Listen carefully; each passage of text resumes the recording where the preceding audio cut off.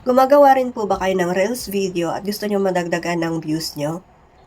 Isang tip, ishare po natin ito sa ating story. At kung paano, just watch this video.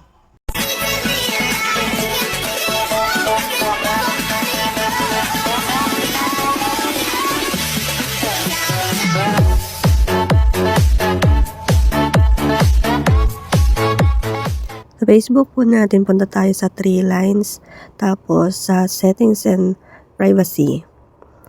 Tapos dito po sa settings. Tapos punta po tayo dito sa audience and visibility, dito sa may profile and tagging. Tapos i-on lang po natin tong allow others to share your post to their stories. And then balik po tayo doon sa may audience and visibility. Tapos punta po tayo dito sa stories and then dito sharing options. Pareho po nating i-allow yan. So sample po tayo ng isi-share na reels video. So ayan, share lang po natin. Then ayun, share na po natin sa story natin.